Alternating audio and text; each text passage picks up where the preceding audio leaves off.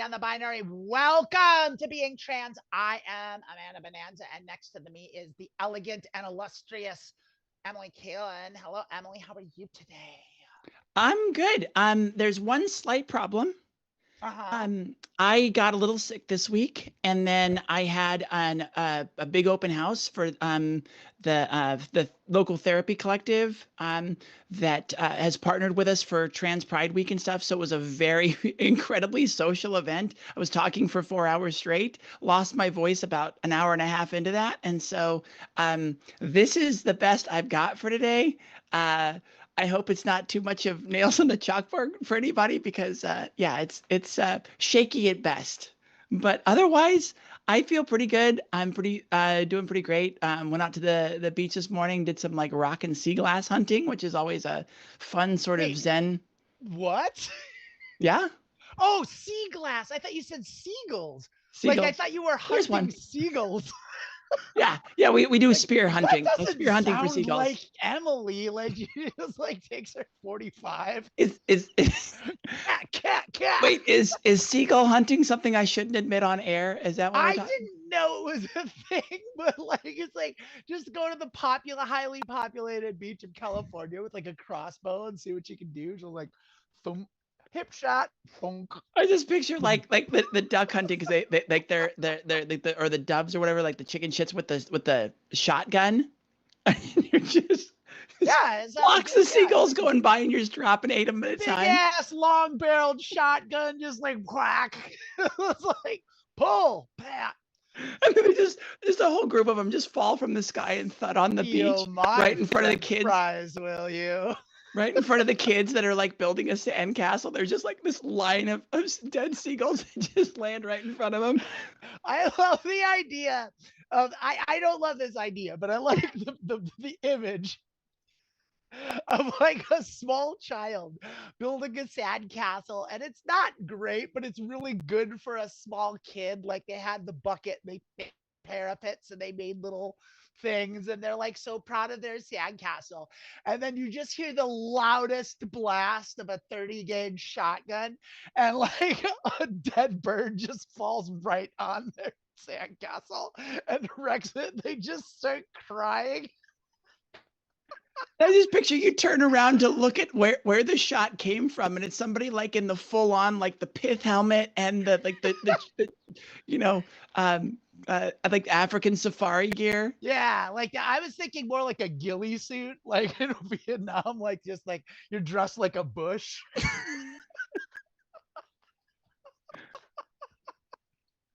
Coming out of the I mean, sand like in a beach blind, you can just barely there's a slit there, and then you pop up and blast you them. got a seagull call. Like,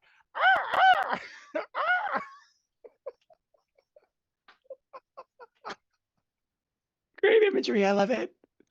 it's good stuff. Yeah, just Like, inducing a little bit of childhood trauma, Jane Doe. That's true. you're just covered in like fast food wrappers. Like that's what it would be. Like you would just be like you would just slather yourself in like mayonnaise and ketchup and mustard, and just be a dirty fast food scumbag. Like, come and get it. Come and get it, you dirty bastards. And people would be like, "What the hell are you doing?" I'm like, "Seagulls are good eats." Like, I don't know what you're talking about. This is good stuff. Have you seen the price of eggs? Chicken is out of the question for me anymore. Oh So my like, goodness. I can It's up to $2.50 a pound. yeah, I can't afford chicken anymore, but I can't afford buckshot. So Yeah. Well, yeah, you can it's get that. simple It's economics. laying around in the United States. How was your morning? Hectic, oddly. I've had a hectic, strange week. Okay. I haven't, it's okay. So I don't know how many of you watching know me that well, except for this. But Emily knows me well enough, like outside of the show, like know that I keep very busy. I'm always doing something. And right now, my bandmate is out of town and has been out of town. And that's like half my week is band related stuff. And so I haven't been doing that. And I haven't been going to other things that I usually do for reasons. And so I've had like all this extra free time. And whenever I get like free time, my instinct, my compulsion is to fill it up with things like something productive or artistic or something that is worthy of spending time. And I know enough to know that I shouldn't do that because me having time is a very temporary thing and it's Yeah. going to end in a week. And so, but that doesn't change the fact that I get like when I have like time to chill, like I don't know, like I get antsy and I feel like I should be doing something and I start feeling guilty, like I'm not being productive enough of a human being. It's Mm. internalized capitalism. I know it is. Like it's Yeah. just it's that thing, but like I can't not feel that way. And so I've been that's what my week has been like is like that and like kind of waiting on this news from this like thing that's up in the air that if it doesn't happen, it nothing bad will happen. But if it does happen, it will very much change my life course and in a good way. Mhm. But like it's and so that's in the air and it's not for sure. And I've been like kind of being tenuously waiting for the news of like a yay or a nay on a thing. And so it's I've been in this limbo period. And then on top of that, like a lot of people that I know are struggling and it Yeah. sucks. Like I know a lot of people that are having really rough times, like all of my friends around the world, like various people. Like it just seems like in the last 2 weeks it's been like a lot of ill fate has befallen folk. And it hasn't hit me personally, but like I'm care about the people that are them, and so it's like, well, that sucks, and it feels extra weird to like be in a good spot while you know that your friends are struggling. Yeah, I get that. Mm. Yeah, that's been my thing. Thanks for asking. Yeah. Well, yeah, I need to get some applications out for some jobs. I've been like resisting it, but I'm at the end of my money again, and um, Yeah, it sucks. there is going to be one other thing that I'm going to pull some money out for, but I'm not ready for that yet, and I'm going to sort of reserve that for like hopefully the last time I pull out of my retirement. So I really do need to start figuring some stuff out and get something coming in to just sort of balance things out, Yeah. and then move forward because it's been great to have that sort of nest egg there to pull from, but you just get hit so hard when you're pulling stuff out of retirement that it really isn't a smart thing to do. And so it's kept me You mean like with floating. taxes and stuff? Is this like Yeah. adult money stuff that I'll never know about? Yeah, yeah. I just Yeah, I'll never, I'll never they know. yank so much out of it, and you get taxed so heavily on it. It helps you survive, which is great, Right. and sustained me for about a year and a half. But it's like, yeah, it's time to just put the yoke back on. Time to get income.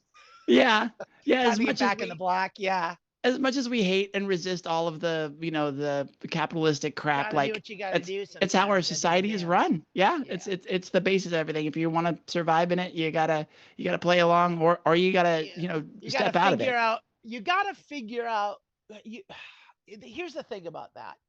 You don't have to do that, but the alternative to not doing that is an entirely different existence that most people aren't ready for. Mm, And it's the real thing. And I want to bring this up because this comes up with a lot of people. And I'm not, this is not aimed at you or anyone in particular, because like getting a job and having an income from employment is kind of the easiest way to get that money that you need, like, or at least it's the most like reliable, tried and true. It's the standard. It's what people are used to. But the reality of it is like you people lose sight of what they actually need and what they don't need, and they get wrapped up in the pursuit of money. Once again, not calling out anyone on this, but like and the idea is like, because what you really need is you need shelter and food and yeah, kind of not important. much else really. Like and the thing is like those things are, shelter can be tricky. like but like it's like you can get fed, you can get put up. I mean, there's ways around that, but it requires a different kind of mindset, and not everyone has it.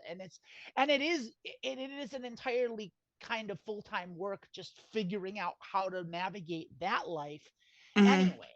Like, Well, and so well, yeah. one of the things that's really held me back from it is I I'm terrified that I will have something that to make sustainable money will take up too much of my life and make it really difficult to maintain the transverse. And it's just like this is the passion. This is what I want to do. All the stuff that I'm That's the doing problem. locally and yeah and something that takes away from that, it really scares me because yeah, this is what I want to do, and these are the people that I want to help. And so um if I do something service related, I'm afraid that I'm going to make so little money at it that it's going to take so many hours to get it, whatever. And then if I go for something corporate, then it's going to be the set 8 to 5 or whatever it is.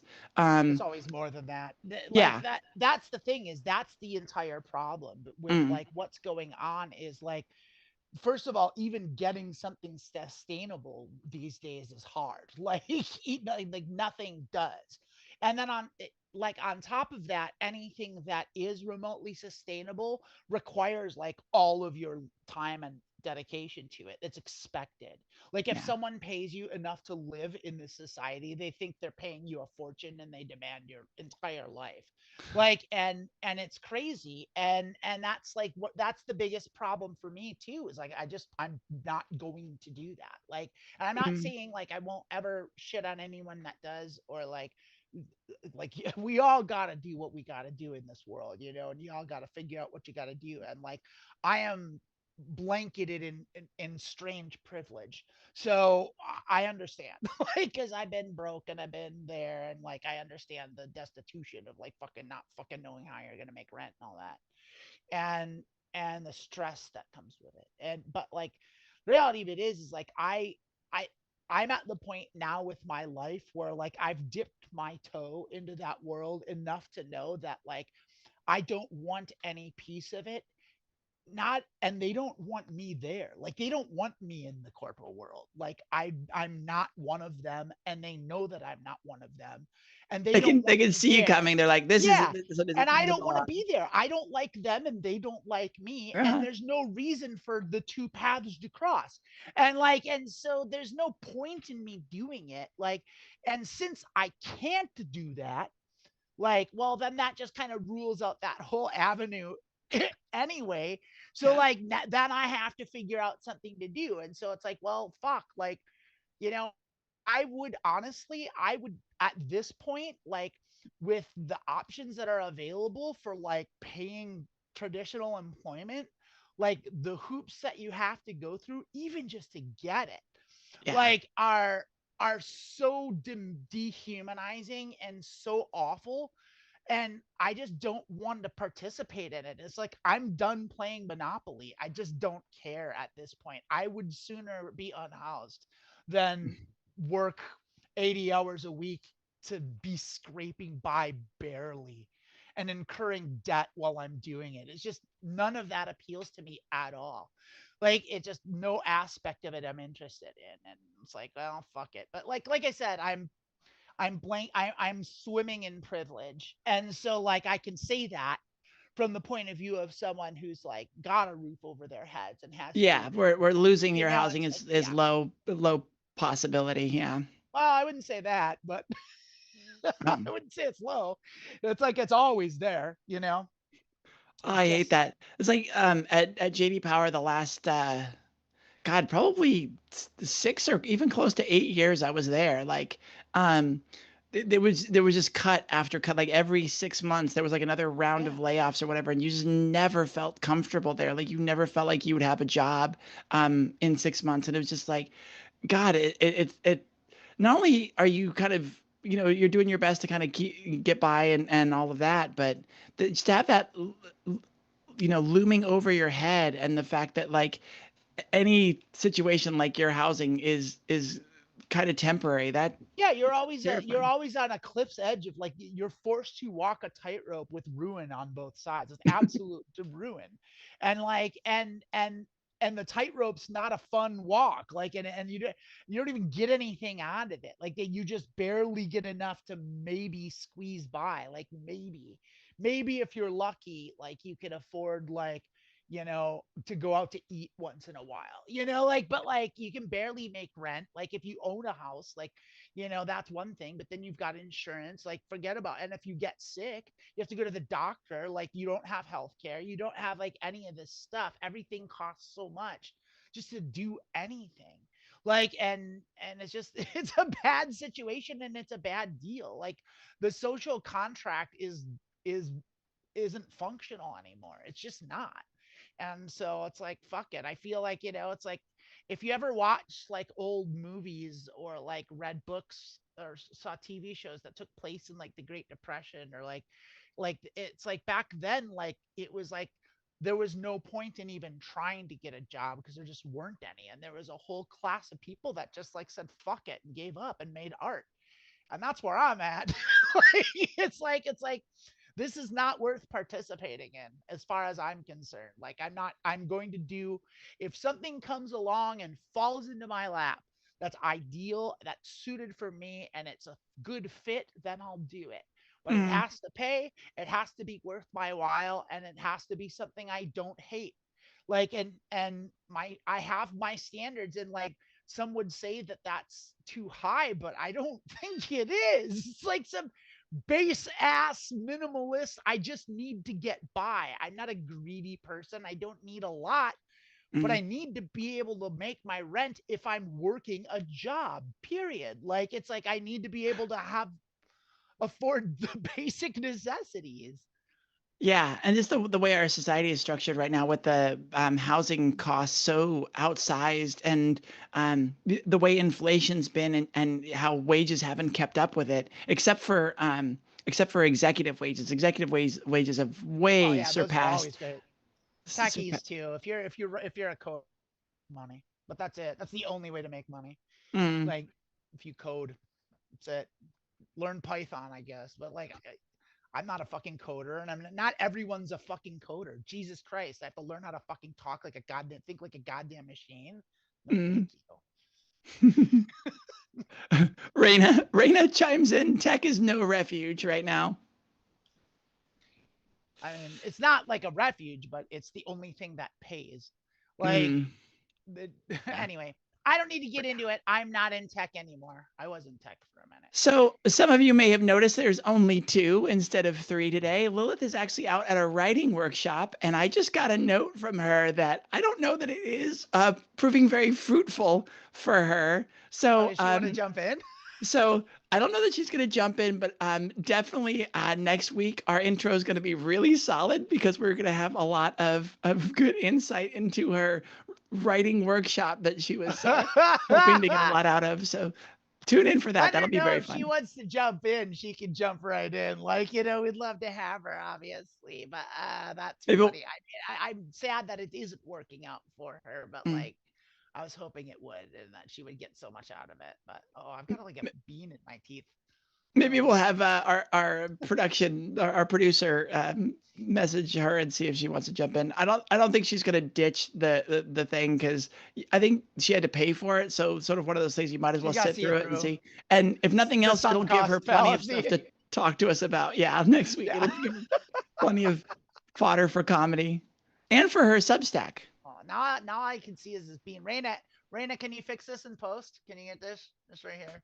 What do you have in your teeth? I And why ate are we? beans. I ate beans. It's like a black bean residue thing. That's like all Hopefully I it's can not see now. big enough. Okay. I had to like swish spit around in it real quick. Okay. Well, good. Yeah. As long as we're talking about as much as possible. Yeah, this is good TV, folks. Really good. Yeah. This is why I get the big bucks. Yeah. We're so good Anyone at want to this. hire me? Anyone want to pay me? Okay, we get Lilith is in chat. I'm never missing the show to attend a workshop ever again. Sorry, babe. Lilith, I love you. I wish you were Lilith. Join the show if you want. Like honestly, you'll just pop right in. It'll be great. Do you want to hit some questions? Yeah, yeah. If we want to give Lilith a minute to, or at least put in chat whether or not you're coming in, because if you're coming in, that's great. If you're not going to, let us know so then we can just move on. But we're getting ready for our question segment, so this is a great time to hop in. Well, I think she can just hop in anyway. If she's All right, watching, yeah, fair enough. yeah, and she'll figure it out. Lilith, there's always a place for you in near my hearth. Yeah, Lilith, just a reminder, there's always a place for you on your show. Yeah, I did the show with your name in it. Yeah. Okay, I have a question that from the community, and this is kind of like it's a bit heavy. It's not a light one, but I think it is something that does need to be addressed because it's something that I have seen come up in the community a whole lot, Mhm. and I think it does need to be discussed, and I think it's important to address all the issues within this question because there's a lot going on. What are you going to say? Is this something where we should probably throw out a bit of a trigger warning because it's Yeah, about I think so. the topic is self-loathing, and Yeah. I know that So, triggers a lot of stuff for yeah, for people, sure. and like kind of self-harm feels. So if that's something that's a little too heavy for you right now, like come back in about 20 minutes and we'll be on the second question. Yeah, yeah. Trigger warning, trigger warning. Here we go. Spoilers. All right. Question is, how do you truly stop hating yourself? Which out of the gates, this is a rough one, right? Like, yeah. It's rough, and it's really rough because like you said, it resonates so strongly. Like I hated myself for a large portion of my life. I got to the point of not feeling like I hated myself, but the key word in this question is truly get past hating yourself. And it's Right. just like, because even though outwardly I felt like I moved past that, like I still had self-harm ideation pop up from time to time because that self-loathing was still there, was still, deep in there and accessible. Like even if you get to that point of seeing your value and coming out and loving who you get to be, there it's still so deeply ingrained that like I'm doing a wrong thing. This is not what I'm supposed to do in this society. This is bad, and therefore I'm bad for doing it. It's just so deeply ingrained in the fabric of our society, and thus in our own psyche when we're going through life like this, that it can be really hard to get away from to truly move on and believe that you are beautiful, you're amazing, you deserve to be here, you deserve to show up as you in every situation, every time. Screw everybody else, because when it comes down to it, external validation is still a thing we seek. We Very much want so. Yeah, you people need it. We're to social creatures. we want people to like us and accept us and to Right. think that we're rad for who we are, and people that don't, it affects us.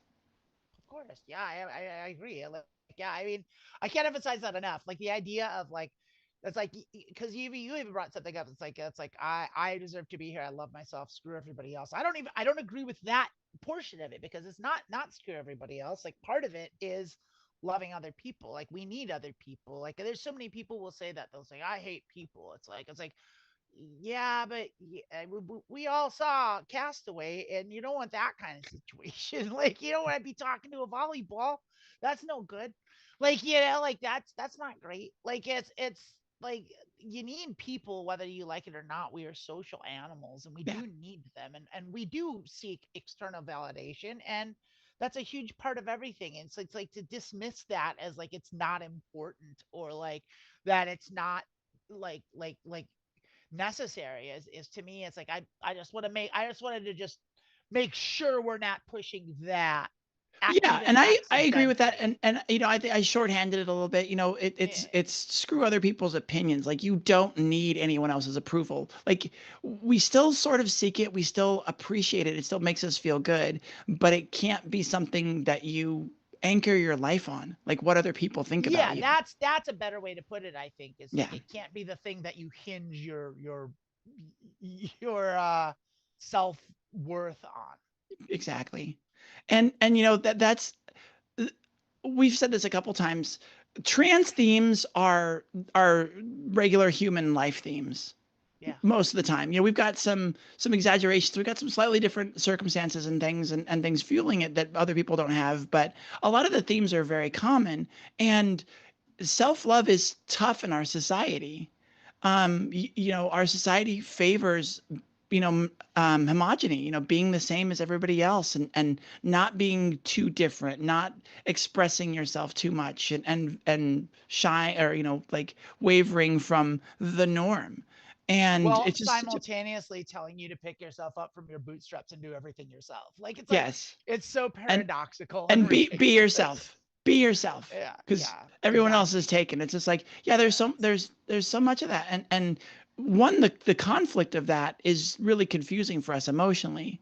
But I think definitely for trans people, one of the narratives that I've been kind of learning about myself and putting to ascribing to my story is that I just I didn't have that understanding that I was in the wrong body my whole life. Like I didn't have that connection, but I did feel like I was wrong and that who I was deep inside, if I truly showed that, I felt like I wouldn't be accepted and I wouldn't be loved. And Yeah, it's so scary. It's super yeah. scary. And so you just have this even subtle subconscious understanding that like I'm not good enough. And if you have that belief deep down that you're not good enough, then yeah, having self-love, finding self-worth and believing in yourself no matter what other people's reactions are, is a really, really steep hill to climb and get to. It is. It's really hard to do, and it's. I think the other part about that I'd like to just say, like pile onto there is with trans people especially is that's a lingering thing even after you do transition.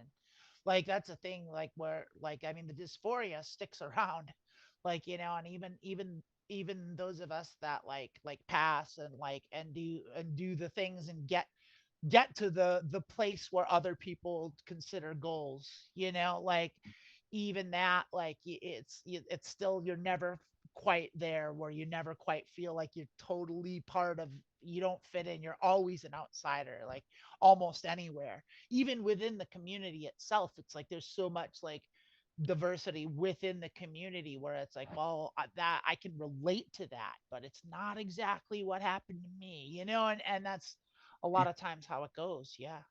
Well, and I've been really disappointed as someone who has, founded two trans support organizations, one global, one local, just to see how much gatekeeping there is within the LGBT community, within the trans community, even, like trans people and bi people in the LGBT community are often like looked down upon for various things, and then within the trans community, like people not understanding or accepting or kind of pushing back on some of the gender fluid and non-binary identities. Um, Yeah. making those claims that like, oh, you're making it harder for the rest of us because it's harder for other people to understand it. It's all that kind of bullshit, and it's just like it just adds a whole extra layer of even within a community that is so targeted, so beat down, so marginalized that you can have instances of that. It could just be really difficult to ever find that true self-confidence and just that ability to just be like, no, I love myself and that's good enough.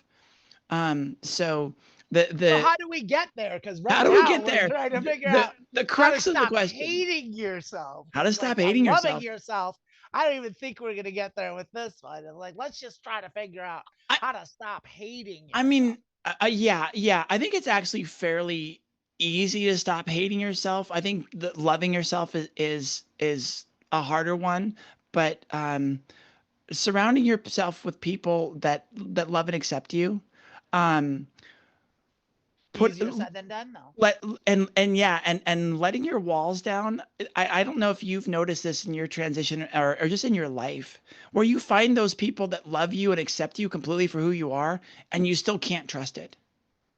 You're still like waiting, like when's the shoe gonna drop? When's that final shoe gonna drop or whatever? Like, and or like people saying like you're beautiful, and you're like, oh, thanks, whatever, and it those things that support our negative narrative carry more weight than the things that contradict it. And like Yeah. when somebody says we're beautiful, it's just like, we feel it's the right thing to kind of like push that aside, not like add it to the ego side. And it's just like, no, we really need to listen to that. When people present themselves to you in a certain way, when they say things to you, the best thing you can do in life is just to trust them. Believe it. Believe it when Believe it. someone says something nice about you. They mean it. Mhm. There's a that is a huge thing. We've talked about that a million times on this show. It's like, yeah, like if people are gonna take the time to compliment you, like just believe them. They have no reason to be lying to you. That's right. That's right. You've made that point really clearly and really articulated it really well before of like just think about it. The amount of effort it takes to come up to somebody and say like you look really good. Like people don't do that. And Yeah, so like they're they putting in certainly effort for that. to troll you. Like, yeah, Yeah. like Yeah. Yeah. They're putting in effort maybe they did in and high school. Like in junior high, I think people do that, but like they don't do it once you're older than 20, that doesn't come up. mm, um so yeah, that's sort of the external bit that's part of it. How do you learn to love yourself? Just particularly stop hating. Well, Um, let's ask. uh, Let's read the question. uh, uh, oh, Or no, do you want to? is there more comment No, under yeah. the There's a question? question. There's a whole question here. That's just the title. That's we haven't even gotten to the question yet. We're We just haven't we're even just gotten to the bouncing question around the yet. We title. haven't Okay, addressed those. So let's dive. that's the title of the question is how do Uh-huh. you truly stop hating yourself? So, Okay. hey, I'm a trans woman, 21, male to female, and I'm going to be really honest with all of you. I really hate myself. I'm really suffering from dysphoria at the moment, and I know transitioning will help me. Not because anyone told me that's the only solution. I just know that transitioning will help me. But Hmm. I feel so overwhelmed and depressed by my life, to be honest. I'm going to my dream med school. I'm in an open minded class, but somehow it doesn't feel right. I had a couple of fights with friends and we already made up, but I still feel bad about the mistakes I made in that fight. I truly feel unhappy and angry about myself and how I somehow can't help myself. I really hate myself that I can't feel confident or empowered enough that I want to help myself. I feel like I'm failing myself, but if I transition, I feel like I'm failing everybody I love. Hmm. Some Wow. days yeah, I know it's a lot here, right? Wow. We're Yeah. gonna have to go over this piece by piece. We will because there's so much. There's There's a so many lot. good things to talk about. Some days I pray and just wish I could have just blended into society and didn't have these feelings, but it doesn't work. Now, we can talk about that too. I really want to do something about these feelings, and I don't really know how I can help myself. I don't really have anyone to talk to about this, and I feel very alone. Some advice would be appreciated, but if you don't have some, thanks for reading. At it, the people close to me aren't hating to LGBTQ people. They do sometimes say uneducated comments about trans people. Everybody. Yeah. Yeah. So that's a lot. That's a lot there. That's a whole lot, and I don't. I like I said, I started a peer support group because there was a gap. Like, um, I understand that people can be in situations where they don't have anywhere or anyone to turn to, and that's so difficult because it sounds like this person is a lot of stuff in their head, and they really need an outside person. They need a Yeah. therapist to talk to. They need someone to talk to, someone to relate to. Yeah, because they just can't get their grasp on some of these things and feel better. And then, like I alluded to before, we're so good at taking evidence in our lives that support our negative narratives or the negative voice and adding to that pile. And that example with the friends, good friends, had a fight, worked through it, back to even. But the thing that gets remembered, the thing that gets held on to, is that you had the fight, that there was the negativity to begin with. Or how they carried themselves in the fight, which is like Yes. that's the thing, the things I said that I wish I hadn't said. Yeah. I mean, I know we've talked about this a lot about how like you should ditch regret, but I find myself like having periods here and there, just every now and then, where I think about all the terrible things I've done, like all the times when I've been ashamed that I'm ashamed of my past behavior, and like there's been multiple instances of it where it's like, oh fuck, I really wish I hadn't said that to that one person, or Yeah. like I wish I hadn't behaved like that way. It's like what kind I really was a jerk that one time I did that thing, and I try never to do that because it doesn't really do anything for you, but you can't help it. Like No, it's and there. I don't know what it is about the human condition that I don't feel like any memory is as emotionally strong. Like you can remember certain things and be like, oh, that was a really fun time or that was really sweet. But there's a dullness to it. It's like it's just a memory. But something that was traumatic and you're embarrassed about, I feel like you think about that and you remember everything, every single feeling in your body of the reaction to that, like how the shame felt in that moment. Like it comes all back instantly when you think of it. And it's just like why those memories hold on so much more strongly than the positive ones, than the times that you did, great things or were really proud or had a really happy moment. Like they just seem to not come back in the same way. I know exactly why that is. Would you like to know? Oh yeah, yeah. I think that's a key part of like There's moving yeah, past it. there's two reasons for it, and so one is it's evolutionary. It's because we, as social creatures and as living social animals, like we remember the mistakes specifically so we can remember to avoid them in the future. Like it's like if Yeah. we do something really, really bad and it yielded a really bad result, that sticks in our craw because that way, if that situation comes up, we can fuck. I did this before. I shouldn't do that again. Yeah. To be That's safe. one aspect of it. Mm. The other more insidious part about it is Abrahamic religion. It's Christianity and Judaism and Islam and the teachings that come from it. The initial introduction of the doctrine of the religion says that we are sinners and we're cursed with sin and we've brought sin upon this world. And the default position is that you're a piece of shit that deserves to be tortured for eternity unless you beg for forgiveness. And that's the entire doctrine. And they teach that shit to kids. And every one of us got hit with that in some form when we were little kids. And to various degrees, that abusiveness that comes from the religion, it just lingers with you. And as a society, it just shows through in every aspect of thing. And so that's like where the self-loathing. I mean, it can't not come from there. Like if you're told by your parents and by everyone that you trust and that loves you and your church and your friends and your family that you're a bad person every time you have a thought that you didn't control, that or you have a feeling that they don't like, and that makes you a bad person, and you need to pray on that, and you need to feel bad, and you need to repent. Like, I mean, that's abuse. That's what that is. And Well, yeah, go on. I was just saying, like you suggested there, like even if it's not overt through going church exposure and things like that, like it just permeated our society, and it's just that kind of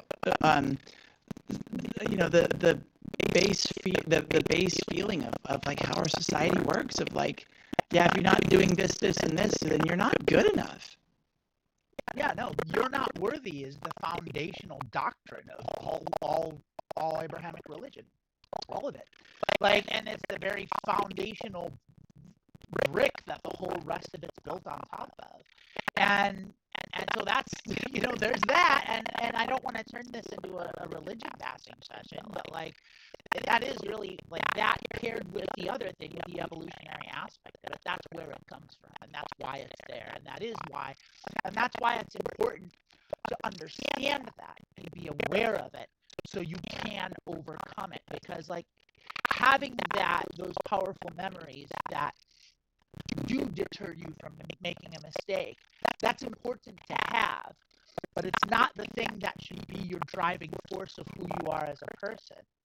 That the idea of you're not worthy, you don't deserve to be here, you have to, I mean, how often is the phrase you have to earn a living? Earn a living shouldn't be a fucking phrase. You're alive. Like, you don't have to earn doing any more than anything else that's alive does, has to earn it. Like, I mean, you're already there. You already have it. So, like, the idea that, like you're not worthy, you're not worth something unless you're rich, or, like, unless you're, like, you know, like, you're following the program. Like, it's just, the whole thing is just so toxic. But that's just one aspect of this. I mean, that's that part. But, like, I mean, then there's, like, the dysphoria. I'm really suffering from dysphoria. And the other thing is that I'm noticing about this question is that she hasn't started. I according to this, from the context that I'm picking up, I don't think she's started transitioning. I think she just wants to. Yeah. And I think she's at that point where she's out, but she hasn't started HRT, and it seems like she's even wondering whether or not she's even going to.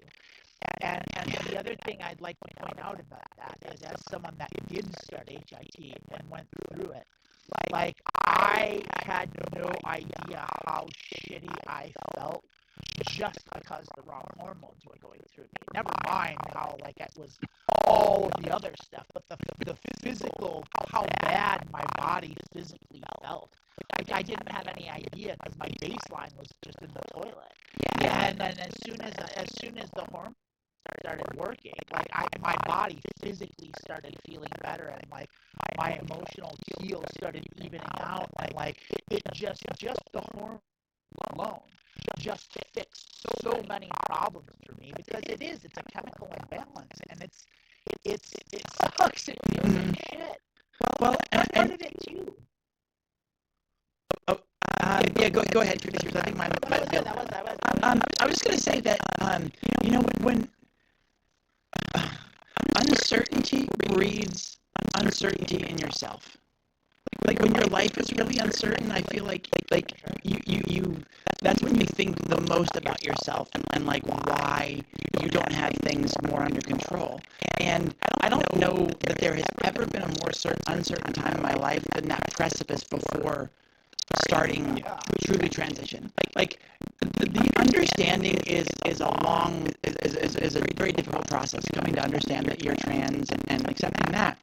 But then actually starting the wheels turning of things that will be obvious to other people, things that you can no longer hide. All of this stuff can really, it's a very scary and uncertain time. And I think it's going to make you much more self-aware, especially more self-critical in that time. And it did take me a while. You know, we talk a lot about the dysphoria, the fact that, you know, getting all done up in makeup during that period, and looking in the mirror and just seeing a dude in a dress, you know, and all that kind of stuff. It's all super hyper self-critical, and yeah, just the uncertainty, I think, fuels that. So I think, unfortunately, it's just a part of it is just where they're at in their life and in their transition, and it's on that precipice of absolute uncertainty. You look forward, you look off of the cliff, and all you see is about 5 feet down and nothing in front of you. It's just all gray and foggy. And it's just like, am I going to land on something soft and be able to keep going, or am I just going to fall? Like, you don't know. Yeah, you don't know. And even if you have like support in your life, that's tenuous too. You don't know who you can trust. You don't know who's gonna, like, turn out to be a transphobic monster that you thought was cool. Like, it's so uncertain. Like, I mean, I was very fortunate, but, like, even me knowing that I was surrounded with, you know, like allies and people that loved me, and people that I knew fundamentally, foundationally knew would be okay with it, wouldn't have a problem with it. Like, it's still, I didn't know who my friends were going to be. I didn't know who I was going to lose. But I knew I would lose at least someone. Like, you don't get through it without losing someone. Yeah. And I mean, maybe that can happen someday. But I've never met a trans person that hasn't lost someone in their life, be it like a family member, usually, but a family member or a friend that they thought was their friend, turns out they weren't, you know, kind of thing. And that's another aspect of it too. And so it is scary, because you are taking a leap of faith, and you're doing it coming from the position of probably probably not having a lot of faith. No, and clearly this person has no faith in themselves. They've lost their faith in even their relationship with their close friends. And so, yeah, it's so easy for our heads just to turn in on themselves and just think, well, everything that's wrong in my life, everything that's uncertain and isn't great is a result of my actions and is thus therefore my fault. And so it's really easy to get into that. I wanted to call out, there's a lot of great chat going on this. Yeah, a little bit too much to really bring up, but Loretta said, and I really like this, sometimes taking the focus off of the self can help, like spending your day giving compliments or helping someone else however you can. But I don't know, the biggest thing for me has been soul lock. So I was going to bring that up too, actually, because sometimes meds are the answer. Sometimes meds are the answer, but yeah, that can be a quick thing in the moment. Is like when you are turned so much on yourself, when your brain is spiraling on all the things that you've done wrong and everything, even the friendships that you have been able to right, you're still in that spiral. Getting out of your head, getting out of yourself, and focusing on helping others, it can really help. Could really help. I agree with every aspect of that, including the meds, which I want to also address.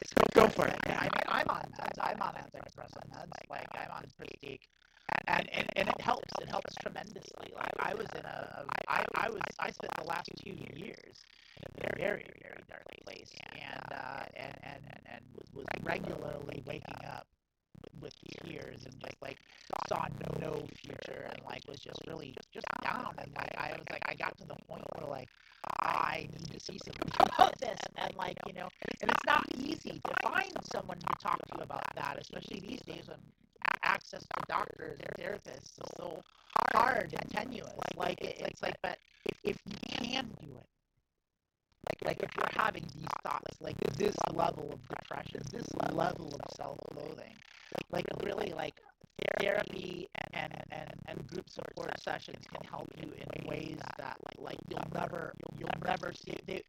It's never direct the ways in which therapy helps. It's never you don't go in head on and get the answer you're looking for from your therapist. What happens is they're going to sideline you with some alternate thing that made you think of something you never thought of. And that's always how it's worked for me. Every time I've gone into a session thinking I didn't need it, or I didn't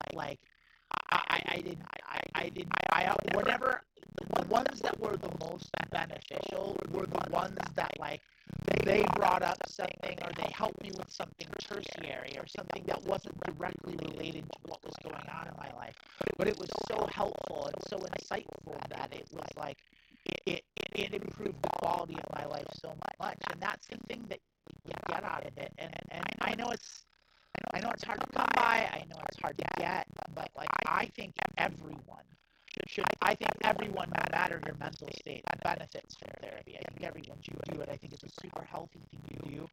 And I think especially transgender people should, because we have so many, the things that we're talking about, the self-loathing, the insecurities, all of those things are, like you said, Emily, that's the human condition. That's the world we live in. That's being a person.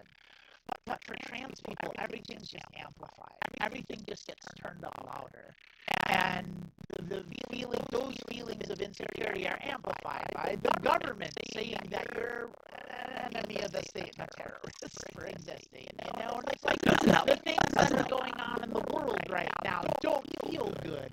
It's not a good vibe that's being put out there in old planet Earth right now. It's a tenuous time, and that's amplified once again for transgender people. So getting support, not having someone to talk to is terrible. You need someone to talk to, and that's why if you are in this situation where you're coming out, you're not sure if you're trans or not, if you're thinking about it, look up your local support group and go to a support group. It will change your life. The one that I went to in Seattle when I first came out, it literally saved my life. I didn't realize how much of a bad way I was. Yeah. And it wasn't until I was able to talk to other people that had gone through the experience that that had been there, that had lived it, that I could actually talk and relate to. Because it's not enough to just tell your cis friends about it. They're never going to really fully understand it. You need to talk to other trans people, because the cis people, they'll never understand it. Because no, and it's so weird in these situations that people telling you you're fine, you're great, we accept you, doesn't scratch the itch that you have of like trying to understand what's going on and why it's okay for you to be this way, until you hear other people that have lived through this specific experience. Because we always do this as humans. Whatever I'm going through is unique. No one else thinks this. I'm a weirdo for thinking, for doing this, for this having happened to me. Like this is, a unique thing to me. And it's not until you hear other people tell like aspects of your story verbatim that you're like, I'm okay. Well, even if it's not verbatim, if it's just adjacent, but the thing is, and I don't mean to be exclusionary, and I don't mean to like divide something that's already got a deep chasm in between it, but like cis people will never understand what it's like to be a trans person. They'll never get it, because there's such a, for being trans, your gender is so fundamentally broken that like cis people's aren't. It's like a refrigerator. Like you don't run around every day being like, oh God, I'm so glad how well my refrigerator works. It works great. But if you've ever had a broken refrigerator, like your life sucks. Like you have to you can't store food. You have to go to the store every day. Like you have to keep a cooler. You have to do all this extra stuff, and it changes the course of your life, of something that is ubiquitous for everyone else. And being trans is a lot like that. It's just those people have never had a broken refrigerator. Their refrigerator always worked fine. And they don't sit around with their friends talking about how great their refrigerators work. What they do is, when they hear about someone who's got a broken refrigerator, they say, oh, that must suck. And then they carry on with their lives. Yeah. And it's even understandable. But it's just it's kind of a stupid analogy, but I think it's apt, and it's something that you're just not going to get the understanding, the understanding. Unless you don't have the privilege of a working refrigerator. Yeah. Right. You need to talk to someone else who can't have meats. Can't store meat. Can't keep leftovers. So we have 7 minutes left, and we have a whole other question that we wanted to get to this one. Do we have time for this question? I do have time for this question, I think. Always I would like, because that was a long, heavy one. And but I've got this other lighter question here. Most trans women don't even get to A cups. Any real evidence of this? I saw this mentioned a few times recently. The only information I can find is a single old webpage that people commonly mention as being outdated and not properly researched. We're off to a great start. Question asked. Yeah.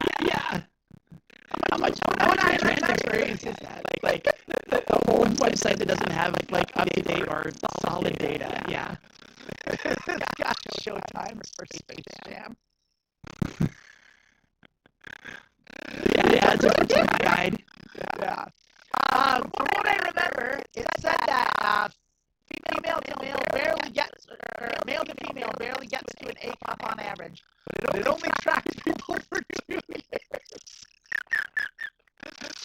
I'm about 18 months in, and on the cusp of a 38E. And of course, you can get anecdotes of huge growth. That also doesn't help determine what is an average growth. So is there any actual basis behind that statement? My doc said I could expect a couple of my female family, but that's a crapshoot, especially depending on which side of the family I look at. Yeah, and I mean, God, is there anything in the trans experience that is like consistent? I feel like it's so dependent on your genetics and everything. Like, I mean, there's no way to know. I can't imagine if there's anything like that that's like a typical result from HRT in any way specifically, other than just feeling like, oh, my body feels normal now. Like, other than that or better. Like even that. I wouldn't even go so far as say normal. I'd say better. Yeah. But as far as any results you actually get, I mean, there's so many factors. Your genetics, which side of the family your genes decide to pull from, your age. I started old as dirt, and then so like that medicine you're taking, how you're taking it, what your diet is, what your exercise routine is, like all of these are factors. Like you take supplements, like there's so many things that add to it. Like what's your how good is your doctor? How well are they monitoring your hormone level? Like how do you trust your doctor? Like all of these aspects and our things, and it's a funny thing because it just seems to come out a lot. We all love our boobs. Like I don't know. I don't want to speak anybody but myself. I will speak myself loudly and clearly on that.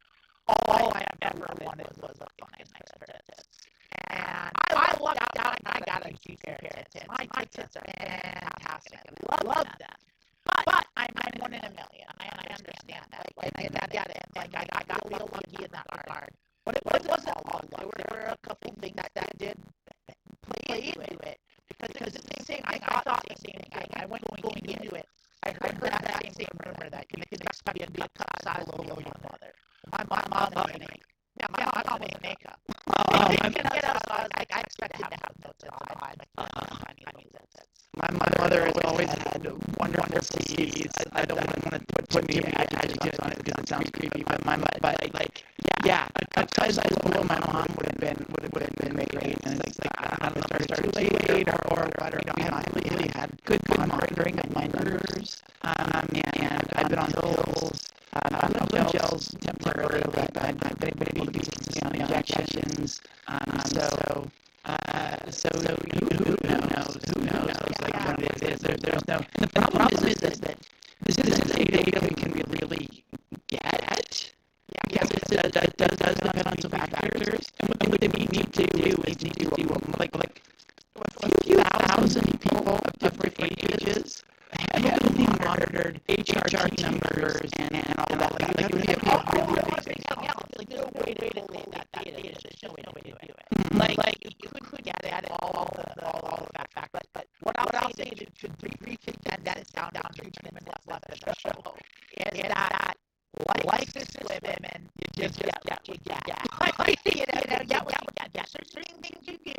There's some herbs you can take that'll help along. I've said this a million times. I think you use factor in having a transition like physically go the way you want. It is not hiding the fact that you're on hormones. I know a lot of people start for various reasons, and I'm not knocking anybody, but they'll start with your HRT and they'll still be positive. They'll be out or good for the family or something. And I'm completely convinced that prohibits the strong progress that you want to have. I really think if you want to do it, like you really should put your back into it. And I know I've said that a million times. I know that's an easy thing to say coming from my perspective and my privilege that I've had. I'm not able to do that, but it's really. I don't know. I think that makes a huge thing. So you're thinking that there's a strong psychosomatic tie-in, psychological aspect to it, where like if you're fully in, like that affects how your body responds and reacts. I absolutely think that. I think it's psychosomatic. I think it has nothing to do with just your body working in tandem with itself. So you're fighting transition in the sense that like you're trying to hide it or you're not like embracing it. You're like you're mentally shutting it down. I mean, your brain and your body are one and the same. Like your brain part of your body affects how your brain works, and it's all one. You're all of you. Like it's a holistic thing. It's like it's not in separate parts. It's all together. And if you're like, well, I don't want the people at work to know, or I don't want my mom to know, or whatever. whatever, and so you're going to work as Bob, and you come home and you're Susie, and finally you're gonna see Bob in the mirror. It's gonna happen, and it. It's a tricky thing because I'm not a doctor. I don't know. I know what I went through, and I had a very specific situation, and I got lucky. I got lucky in a million ways, and that's I don't want to hold that over anyone's head or say I did it right and you're doing it wrong. That's not what I'm saying. Yeah. I just understand what you're saying. That until you buy into it fully, your body might not respond that way. It's a really interesting take. And yeah, I was resistant. I've had a lot of emotional resistances to my transition, and that does make sense. It's an interesting take. There's also the Mad Teddy cream. DM me if you want to. Okay. Yes. I think there was something else I wanted to say, but I don't think we really have time, and it's not really necessary. We've gone over time anyways, and so we do not have a show. We don't have any more shows today. We are done for the day. We've got an event that we're all going to, so this is the end of the shows for today. Sorry that we had some audio and internet issues. Did we? Or do we have some bad? We did, and so I'm really hoping, because our connection is great because we're doing it through Zoom directly, but hopefully Raina's recording of the episode works, and we can use that. I'm several months behind on editing and getting episodes out, but I will make this one a priority so that we can get it out early this week. So those of you that were here trying to listen and didn't get a chance to really because of audio issues, I'll get that out ASAP, and hopefully you can hear me saying this now. We do, Amanda, we're not sure. I'm not sure I can be on the show with her tomorrow.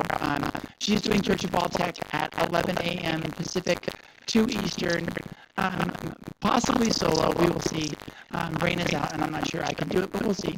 I don't have a guest for the Transgender show. I'm going to desperately try to make sure that stays consistent. That is from 9 p.m. Eastern on Tuesday, 6 p.m. Pacific. Then on Wednesday at 6 p.m. Eastern, 3 Pacific is Creative Block. That's the show where I do drawing and creative stuff. If you want to be part of the show, DM me and let me know. And then after that, we'll see you again on Sunday, or on Saturday, sorry. Almost got it. Almost nailed it. I love it. I should just write a script and read it. We should at least, I don't know. We've tried that, I think, before. I've tried to do it. You know what? Maybe what we'll do it. Well, we'll pre-record it, and then we'll just put that in. People love that. They love pre-recording commercials. Oh, the ads are great. So that's what we do. What we should do is we should get some sort of call-in phone automation system. If we can implement that into the show some way. Solve everything. Yeah. I love that too. All the things that people love. Thanks for watching, everybody. Charlotte, thank you for the $3 great Australian dollars super chat. We really appreciate that. And everyone, we love you, and we'll see you tomorrow at 11 a.m. for church. Praise be. All right, see you later. Thank you, Nadia.